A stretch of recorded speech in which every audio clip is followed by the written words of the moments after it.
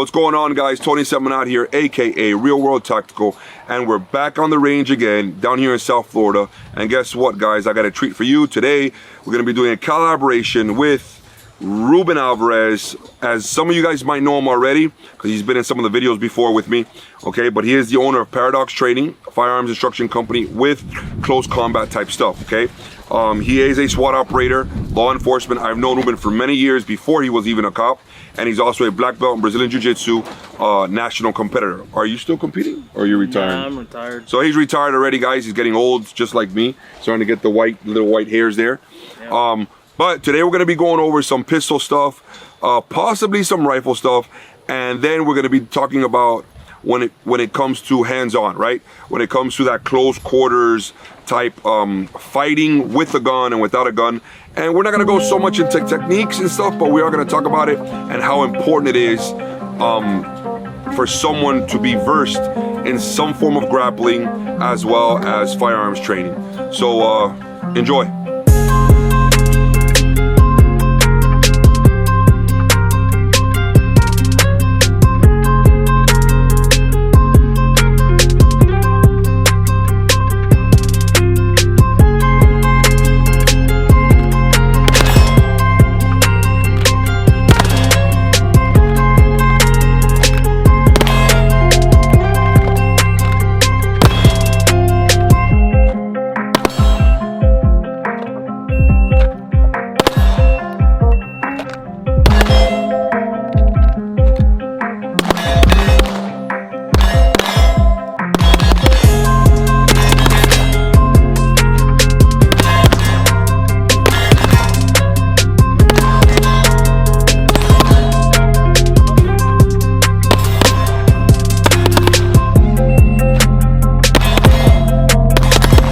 The drill, the first drill that we ran was something real simple. 1 round out of the holster. Wasn't so much for time, it was more just to start getting the patterns right. Ruben was here a couple hours before I was shooting completely, you know, what do you call that, cold, right? So then we started doing some 2 rounds standing, 2 rounds kneeling. These are just basic fundamental things. Everything we shot was at 15 yards.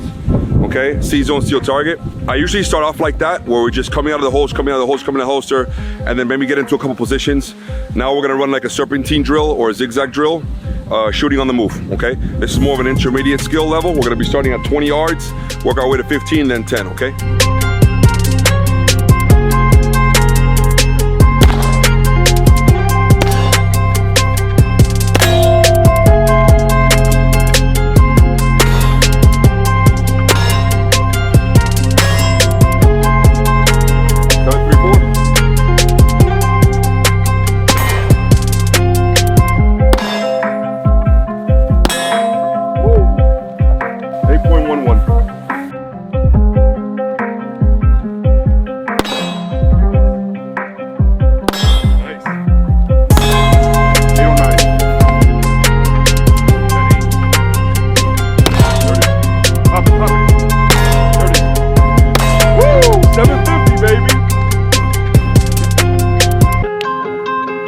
Guys, so we just finished the serpentine drill. We start about 10 yards away. We start the timer at 10 yards from the first shot, okay? So from 10 yards to your first station, shot, right side target, 15 yard shot, a left side target, and then at 10 yards shot, right side target, always moving, never stopping. Both of us got it under 8 seconds. That was the goal. The goal was 8 seconds because you're literally clearing 10 seconds or you're clearing 10 yards and then you're going 5 and 5, right? So it's 20 yards, 3 shots, 10 seconds, moving, never stopping. Try it at home, okay? That's our next drill. All right, so for the serpentine drill that Tony had me go through, my personal preference on the drill is it's going over throttle control, right? Knowing when to speed up and then slow down. This would be accurate for a CQB environment, especially when you're throttling through like a narrow hallway or something, and then you have to, you know, take your time when you get to the end if you got to place good accurate shots. So you're constantly moving, right? Because you don't want to stand still and stay stagnant. So that's what's good about this drill is you're gonna have to push it and then throttle control and then push it back and then lower it back and then push it back forward. So that's what's good about the serpentine drill. I don't do enough throttle control drills, so this was a good one because I messed up a few of them. Like I was getting good shots, but I was slow, and then I was hitting up my speed, but then my accuracy started diminishing. So it's like the scale of justice. I have to have good accuracy and then balance it out with speed. So that's what's good about this drill.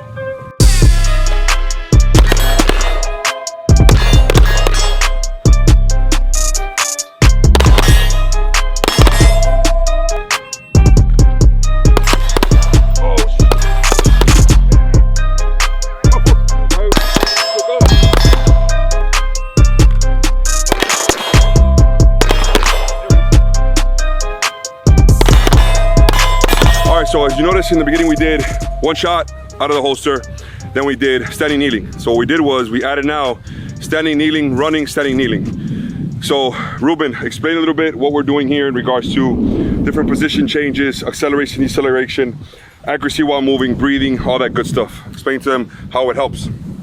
So the standing kneeling could be applied in environmental places like open air places like around cars, moving vehicles. I'm not moving vehicles, but cars and stuff. Like, let's say if I have to leap and bound around, you know, a parking lot or something like that, and I have to use cars to get behind cover or whatever cover I need to, you know, I'm not gonna just stand and shoot over the top of a roof of a car. I'm gonna have to like probably kneel down, get behind an A-pillar, shoot, or at least squat. And then the running is just, you know, if I have to run to another point of cover, you know, you can use it as that.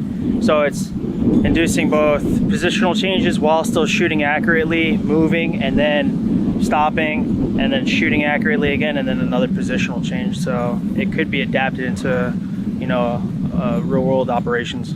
We're just working a lot of different things in one single drill, and that's the whole purpose, right? When you're talking about intermediate drills or expert type drills, I wouldn't say expert, but definitely advanced, or someone that has been doing this for a little while, right? And this is obviously a big concept of talking. He runs red dot and I run irons, and I always like to see in regards to the difference in what someone is seeing when they're running red dot compared to what someone is seeing when they're running iron sights, right? As they're moving, as they're shooting, all these different type of things. Because running a red dot is threat focused, and then running irons is front sight focused. But when you go from standing to kneeling, now your sight picture changes and the level of your gun changes, right? Because the center mass is obviously higher compared to when you're always shooting and running, right? Standing. You get used to that same presentation all the time, and it becomes a lot easier. But when you change positions, whether it's kneeling, sitting, prone, or whatever, now you have to adjust that sight picture, and you have to pretty much recalibrate everything that you were just doing in a different position. The only way by getting better at that and getting faster at that is by doing it and practicing it.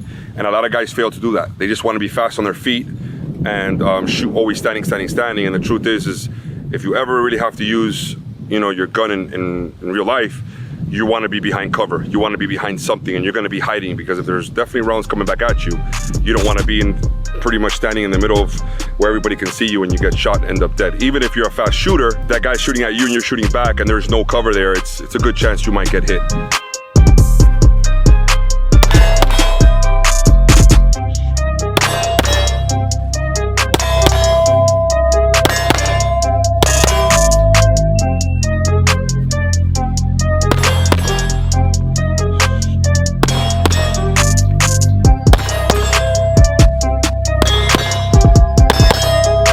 So we just finished doing the Serpentine.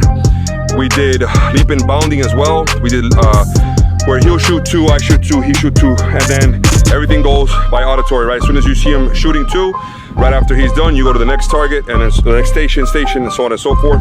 And now we're gonna do the old school, run 25 yards, C-zone steel target. How fast can you shoot 5 rounds on target, all clean, and run the 25 yards with a pistol.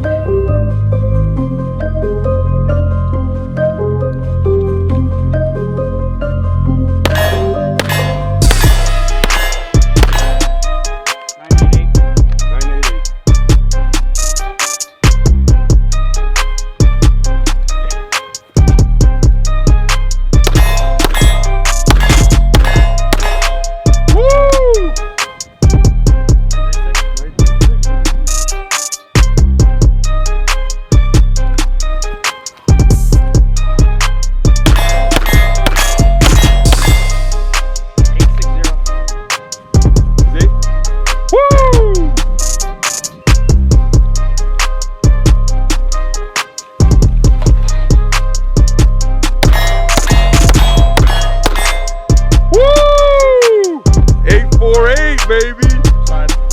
Yours was 8-6 though, right? 8-6-0, you beat me. Oh, I thought yours We had a quick little competition here. We ended up going, best time was 8:43 by Ruben Alvarez.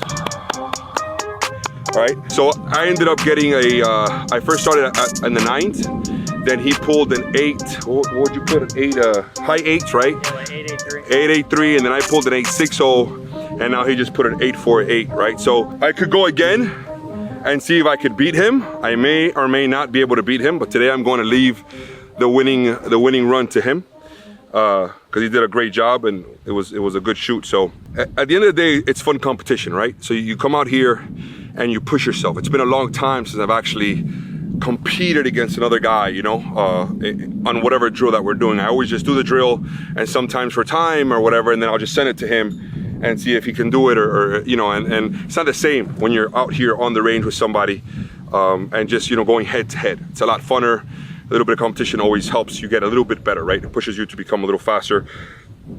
You focus in a little bit more, you know? So guys, try this at home. 25 yards out, 5 rounds. You run 25 yards and shoot 5 rounds. Our best time today was 8:43. So anywhere between the 8 and 9 seconds, solid, right?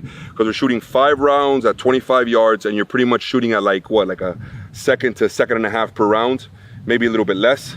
At 25 yards on a C-zone steel target, that is good. It's good. And plus the draw, right? So you have to draw out, you have to be safe, you got to do all these different things, right? So these are all the things you have to take into account when you're doing these type of drills. And these type of things only make you better because your heart rate goes up, your breathing, you have to control your breathing, you have to accelerate, decelerate, and then you have to apply all the fundamentals that you know, okay? And if you're using red dot, it's one thing. If you're using iron sights, it's another, right? The fundamentals change a little bit. But the bottom line is, the more repetitions you get in, the better you become. All right, so the next drill we're gonna do is 15 yards on C-zone steel, average size of a normal human torso, 15 yards, 5 shots within 5 seconds. So we're gonna emulate like average aisle length of like a Walmart or a shopping center or Publix is usually 15 yards. So are you able to get that gun out, put 5 rounds on target within the duration of the time, which is 5 seconds. So you get a second each shot. So that's the premise behind it. I picked that one up from my buddy Chris from Veil Solutions. So I hit this drill a lot. This is probably like one of my cold start drills I like to do.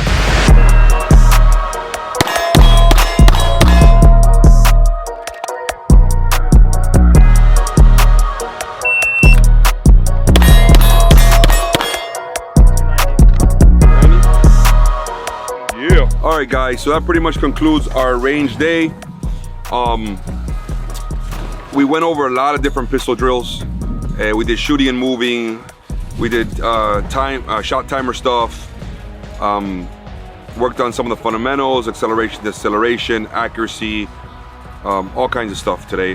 Did different drills for you guys. We did some drills that he liked. We did some drills that I liked. He likes to shoot on paper a lot. I'm more of a steel guy, so I always try to stay, even if I do shoot steel, you'll always see me, if I want to work on accuracy, I'll just go to 3-inch, 4-inch steel and just work that way, right? I'm an instant gratification kind of guy, meaning like I like to shoot and move and like to keep doing things, right? When you shoot paper, you have to constantly go back to the paper, look where all your shots are and all that type of stuff.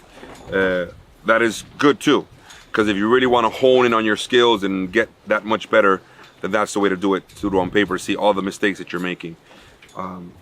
But for obviously video and for entertainment purposes, we do the steel so that you guys see that we're hitting on a constant basis. Anything you want to add there, my friend Ruben? No, it's just good to get out on the range day and, you know, do some competition against you, and you know, it's fun because you don't get that much often. It's like working out. You work out better when you have like a partner pushing you, rather than by yourself, because even when you don't want to come out and you go by yourself, you're like, I'll probably half-ass it today. Or then when you have somebody constantly pushing you, you get better. So it's good to get out there and get some competition against you and see the involvement of both of us. So that was fun. Yeah, every time that, you know, me and Ruben get on the range, he gets a little bit better. You know what I'm saying? He evolves a lot more than I do. I'm an old man in a young man's game, right? So for me, it's just constant training and reps and reps and reps. for him as he goes in his career. He's going to get better knowledge-wise, experience-wise, and shooting. The more rounds he puts in, the better he's going to get. So eventually, I'm going to be an old man, and he's going to outshoot me in every aspect of this, and I expect that to happen eventually. As of right now, I still have a little bit on him. I'm still able to stay with him, and that's the goal there, you know. And that's what I try to, when I get with a younger guy or with a guy that's constantly doing stuff, I like to see where I'm at, see that I'm still in the game, right? And it's fun. Like he said, the competition is phenomenal, because whenever I come out here, I usually come out here on my own to do videos. So it's good to see him. And next time we're gonna bring his buddy, Ready Able Defense. He'll be out here as well, and put him to the test as well, and shoot with him and compete with him. And supposedly he's a phenomenal shooter, and I've seen him shoot, so I agree with that. He's a very great shooter, so it'd be good to compete out here with him and see him miss and hit all the time as well. So all right guys, comment, let us know what you think of the video. Go ahead and follow Ruben, all right? He's on Instagram. He has 2 pages. What is it? So the training company is paradox_training on Instagram, and then my personal is RBJJ04. All right, so go ahead and follow him. And if you guys want to take any courses, he is still teaching down here in South Florida. On to the next one.